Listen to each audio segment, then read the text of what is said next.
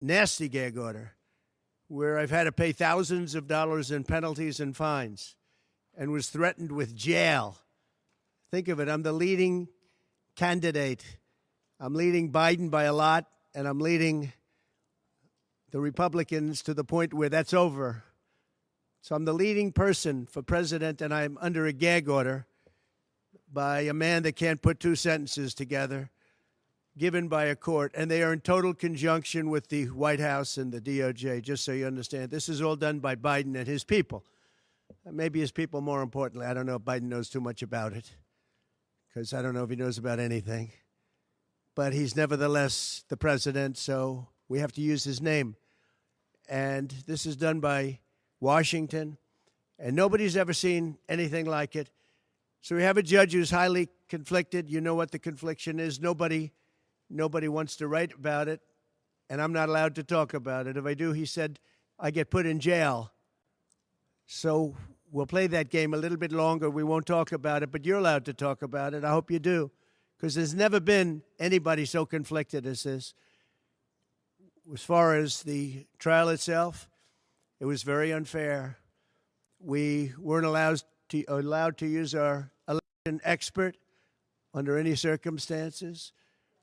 You saw what happened to some of the witnesses that were on our side. They were literally crucified by this man who looks like an angel, but he's really a devil.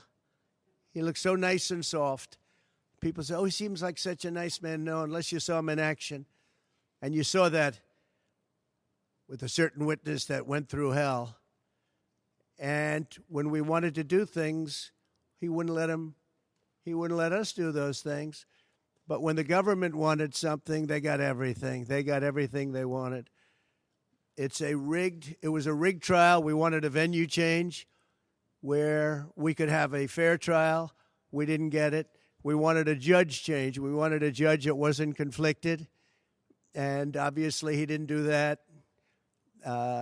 Nobody's ever seen anything like it. We had a DA who was a failed DA. Crime is rampant in New York, violent crime. That's what he's really supposed to be looking at. Crime is rampant in New York. Yesterday in McDonald's, you had a man hitting him up with machetes, a machete. Whoever can imagine even a machete being wielded in a store, in a place where they're eating, and he's going rampant. And Bragg is down watching a trial on what they call crimes. They're falsifying business records. That sounds so bad. To me, it sounds very bad. You know, it's only a misdemeanor, but to me, it sounds so bad. When they say falsifying business, that's a bad thing for me. I've never had that before. I'm falsifying. You know what falsifying business records is? In the first degree. They say falsifying business records. Sounds so good, right? It means that legal expense, I paid a lawyer, totally legal. I paid a lawyer a legal expense. And a bookkeeper, without any knowledge from me, correctly marked it down in the books. A very professional woman, highly respected, she testified. Marked it down in the books as a legal expense. So a legal expense, paid a lawyer, is a legal expense in the books. It's not sheetrock, construction, or any other thing. It's a legal expense. Think of that. This is what the falsification of business records were. And I said, what else are you going to call it? What else are you going to call it? Now, I would have testified. I wanted to testify. The theory is you never testify, because as soon as you testify, anybody, if it were George Washington, don't testify, because they'll get you on something that you said slightly wrong, and then they sue you for perjury. But I didn't care about that. I wanted to. But the judge allowed them to go into everything that I was ever involved in, not this case, everything that I was ever involved in, which is a first. In other words, you could go into every single thing that I ever did. Was he a bad boy here? Was he a bad boy there? And my lawyer said, what do you need to go through? And all you wanted to do is testify simply on this case. Because I would have loved to have testified. To this day, I would have liked to have testified. But you would have said something out of whack, like it was a beautiful sunny day and it was actually raining out. And I very much appreciate the big crowd of people outside. That's incredible what's happening. the level of support has been incredible. So the whole thing is legal expense was marked down as legal expense. Think of it. This is the crime that I committed, that I'm supposed to go to jail for 187 years for. When you have violent crime all over this city at levels that nobody's ever seen before, where you have businesses leaving, and businesses are leaving because of this, because heads of businesses say, man, we don't want to get involved with that. I could go through the books of any business person in this city, and I could find things that in theory, I guess, let's indict him, let's destroy his life. But I'm out there, and I don't mind being out there because I'm doing something for this country, and I'm doing something for our Constitution. It's very important, far beyond me. And this can't be allowed to happen to other presidents. It should never be allowed to happen in the future. But this is far beyond me. This is bigger than Trump. This is bigger than me. This is bigger than my presidency. And the people understand it because I just see a poll just came out, the Daily Mail. That was the first one, came out, was done last night right after the verdict, where I'm up 6 points. 6 points from what we already were. We were leading fairly substantially. We're up 6 points in the Daily Mail poll. Now, maybe other polls come out and it says something differently, but a lot of people have predicted it because the public understands and they understand what's going on. This is a scam. There's a rigged trial. It shouldn't have been in that venue. We shouldn't have had that judge. He should have allowed us to have an election expert. We had the best expert, most respected expert, head of the Federal Elections Commission. He was all set to testify. He was waiting for 2 days. And when it was his turn, Bragg's people protested. And the judge knocked him out, said, you can't testify. He actually said you can't testify for anything having to do with the trial. You can say what the federal elections is. Well, that doesn't help. Everybody knows that. But you can't testify. So essentially, he wasn't able to testify. Other people weren't able to testify. But with these people, they were able to use people salacious. By the way, and nothing ever happened. There was no anything. Nothing ever happened, and they know it. But they were as salacious as they could be, and it had nothing to do with the case, but it had to do with politics. And do you notice the timing? The timing was perfect. This case was dead. It was dropped by every agency, every governmental board. It was dropped by the highly respected Southern District. They said, no, there's no case here. It was dropped by federal election, and that's what it's about. This is about a federal election, not a state election. You're not even allowed to look at it. They took the state and the city, and they went into a federal election. They're not allowed. The people from federal election, Southern District, and Washington dropped the case. Everybody dropped the case. There was no case.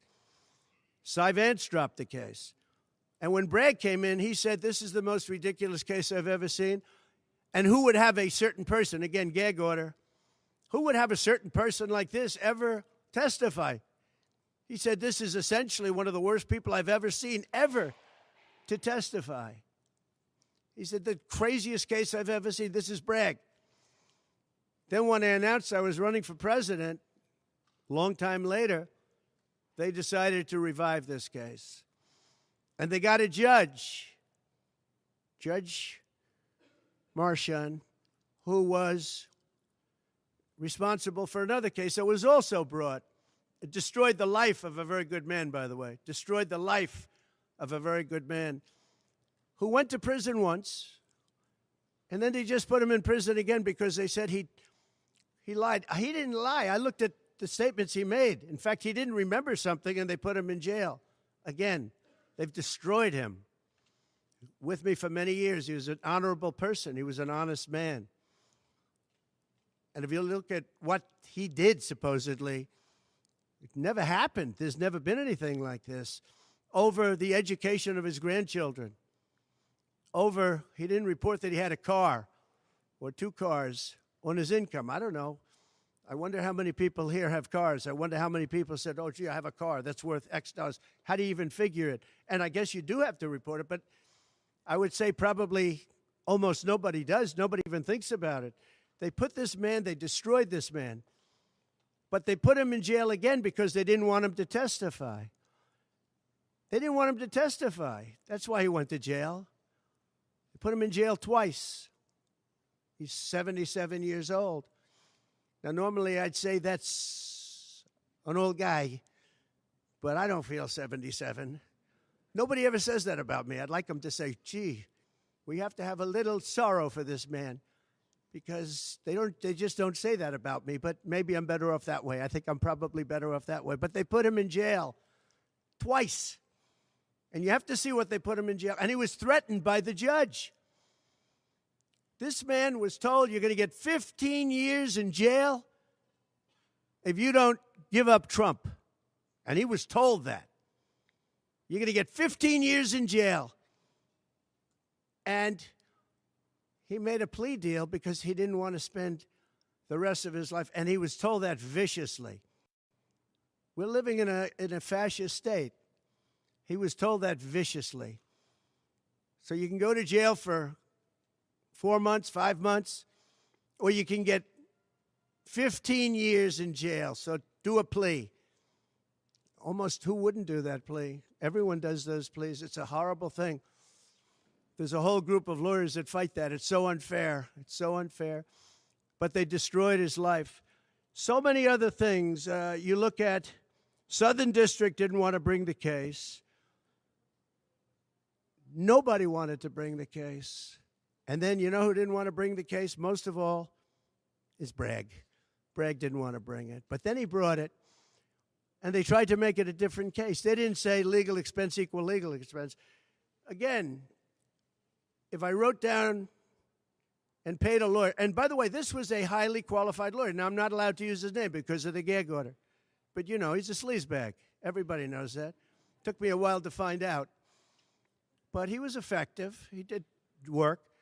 But he wasn't a fixer. He was a lawyer. You know, they like to use the word fixer. He wasn't a fixer. He was a lawyer. At the time, he was a fully accredited lawyer. Now, he got into trouble not because of me. He got into trouble because he made outside deals, and he had something to do with taxi cabs and medallions, and he borrowed money. And that's why he went. And then he pled to three election violations. And as soon as I saw that, I said, I wonder why he did that. He pled. He took a deal. Now, he took a deal because he wanted to get off. In other words, I'll take a plea deal, and I want to get off. And he wanted to make a deal with the Southern District. And they wrote the worst report I think I've ever seen on any human being, other than the report that was written on James Comey by the Inspector General, a very great Inspector General, actually. Wrote a report that was so bad. This one was possibly worse. The Southern District, the judge didn't let us use it. He said, it's hearsay. I said, it's not hearsay. Wouldn't let us use it. This is about the man. But he got in trouble for a very simple reason, because he was involved with borrowing a lot of money, and he did something with the banks. I don't know if it's defrauded the banks, but something happened. You guys know what it is. And then in addition to that, he gave up on three things where he wasn't guilty. In fact, they were going to testify in that. The head of the FEC, the Brad Smith, the election expert, #1 rated in the country, who was going to testify. He took a plea on three things. He just added them in because that gave him more bargaining power with respect to me. But the three things that he pled on, having to do with the election and having to do essentially a little bit with me, they weren't crimes. They weren't crimes. Nor is paying money under an NDA. So we have an NDA, non-disclosure agreement. It's a big deal, a non-disclosure agreement. Totally honorable, totally good, totally accepted. Everybody has them. Every company has non-disclosure agreements. But the press called it slush fund and all sorts of other things. Hush money, hush money. It's not hush money. It's called a non-disclosure agreement. And most of the people in this room have a non-disclosure agreement with their company. It's a disgrace. So it's not hush money. It's a non-disclosure agreement, totally legal, totally common. Everyone has it. And what happened is he signed a non-disclosure agreement with this person, I guess other people, but it's totally honest. You're allowed to make the payment. You don't have to make it. You can make it any way you want. It's a non-disclosure agreement. And he signed that. And there was nothing wrong with signing it. And this should have been a non-case. And everybody said it was a non-case, including Bragg. Bragg said, until I ran for office. And then they saw the polls. I was leading the Republicans. I was leading the Democrats. I was leading everybody. And all of a sudden, they brought it back. It's a very sad thing that's happening in our country. And it's a thing that I'm honored. In a way, I'm honored. It's not that it's pleasant. It's very bad for family. It's very bad for friends and businesses. But I'm honored to be involved in it because somebody has to do it. And I might as well keep going and be the one. But I'm very honored to be involved because we're fighting for our Constitution. The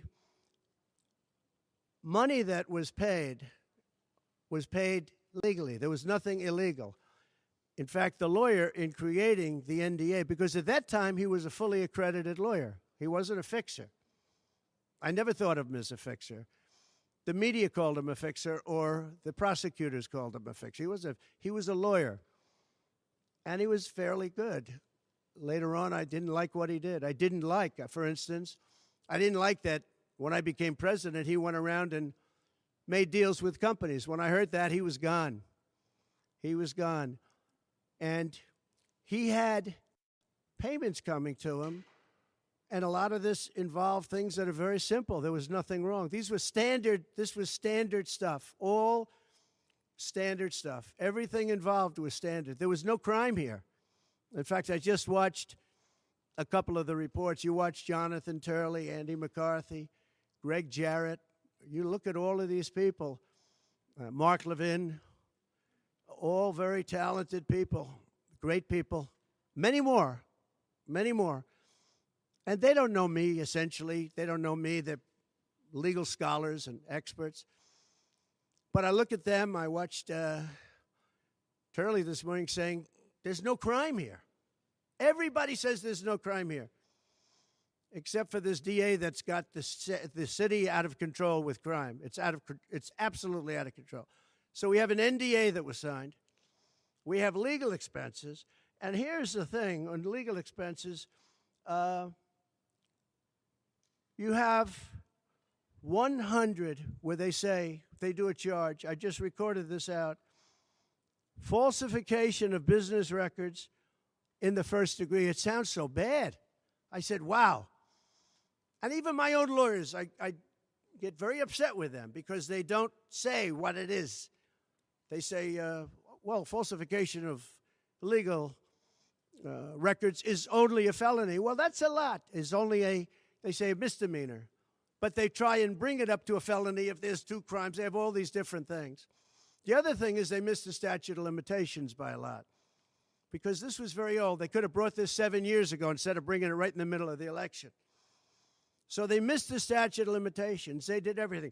Now, let me give you the good news. The good news is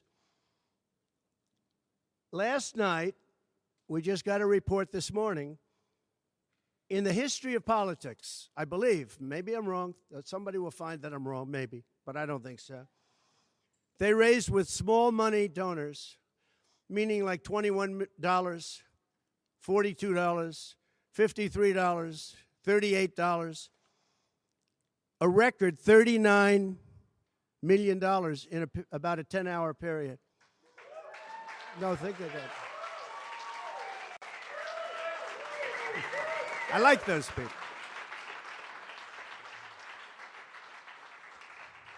Because so far, I guess it's backfiring. Now, I don't know. I'd rather not have it happen. I don't want to have it backfiring. I don't want to win this thing legitimately, not because they were stupid and did things that they shouldn't be doing. They shouldn't have brought this case. They were saying it this morning. This is a case that should not have been brought. I watched Andy McCarthy say this is a case that should not have been brought. And that was this morning. But they all say that. Every legal scholar has said it. And these are great people. They really understand the law. The other thing, a poll just came out. The first poll, I don't know, maybe others will be bad. But a poll just came out a little while ago The Daily Mail. Does anybody read the Daily Mail? It's very good. They have a good poll. At least I like it today.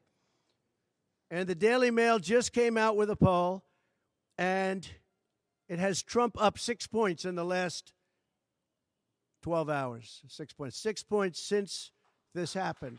Who thought this could happen?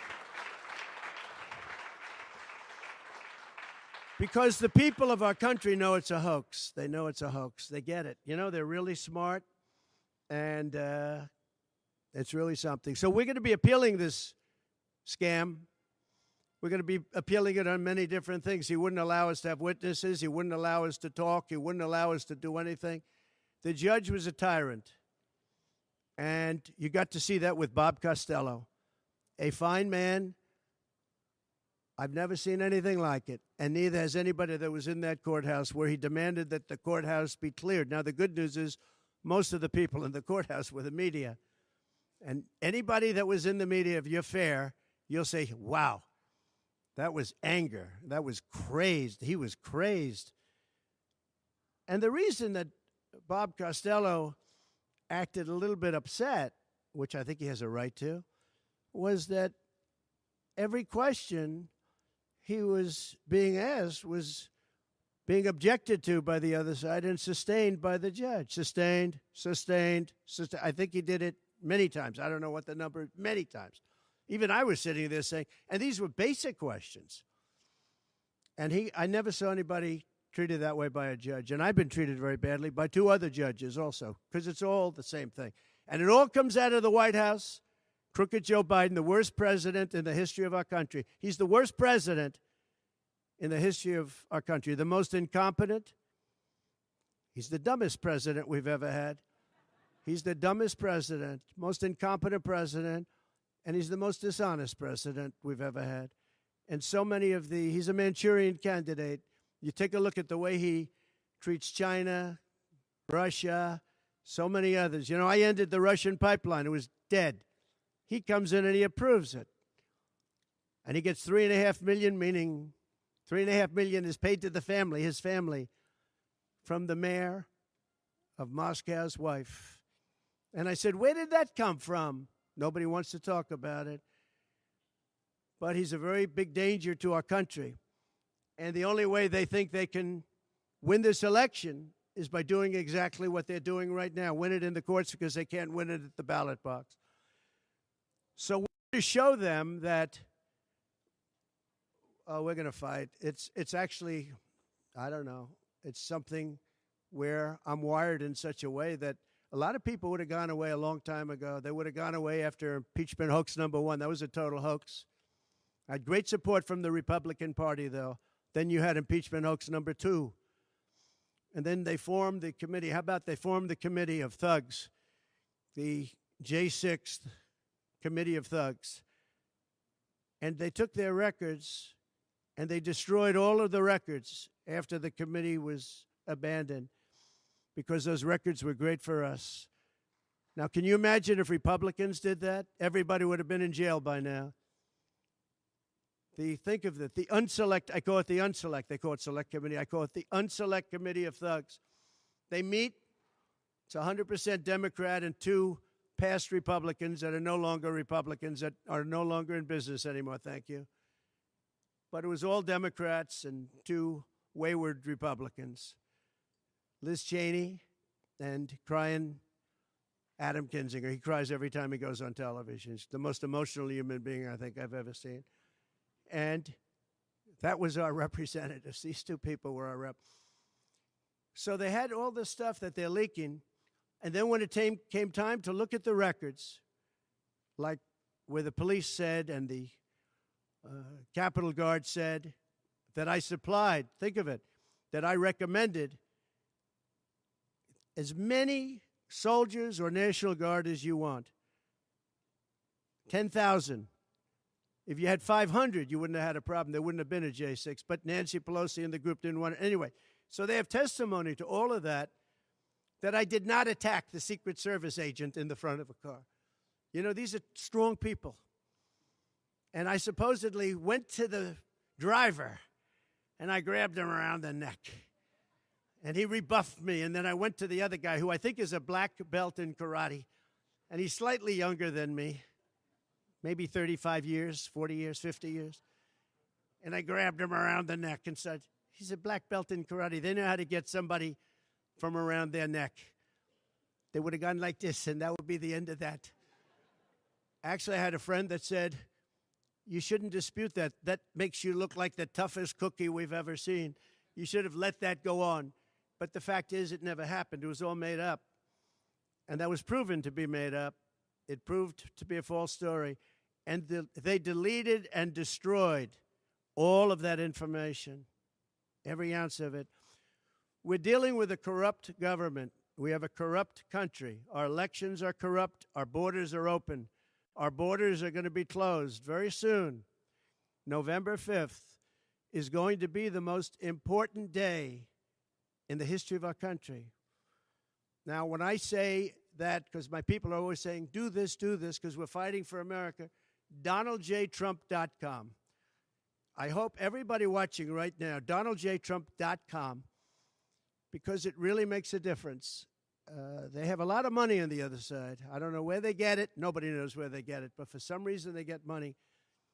But they're not on the side of our country. In many ways, I think they hate our country. Who on earth can want open borders where people are allowed to pour in from countries unknown, from places unknown, from languages that we haven't even heard of? We have people sitting in schools with languages where very few people have ever even heard of these languages. It's not like Spanish or French or Russian. Languages unknown. We have people coming from corners of the globe, and many of them are not good people. Many terrorists, record levels of terrorism, record levels of terrorists have come into our country. Record.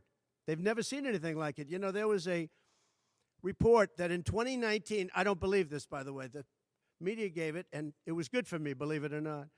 They said in 2019, there were no terrorists recorded that came into our country. I don't believe that. I don't think that's possible. But 2019 was a Trump year. I don't believe that that could be possible. But they said no terrorists came into our country. So let's say it was close. Let's say it was close. But now record levels of terrorists, record levels, the highest level we've ever seen of terrorists, are pouring into our country. You have China with, just in the last few months, 29,000 people came in, and I looked at them on a line, and they look like perfect soldiers. They're almost all male, from 19 to 25. It looks like a recruiting exercise.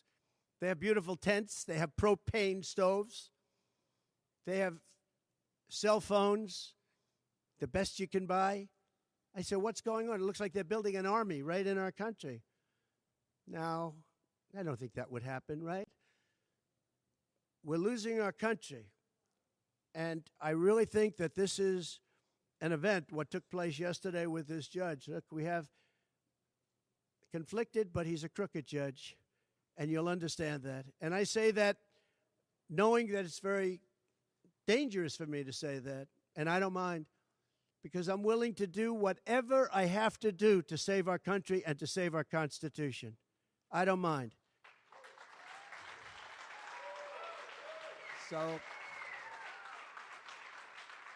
So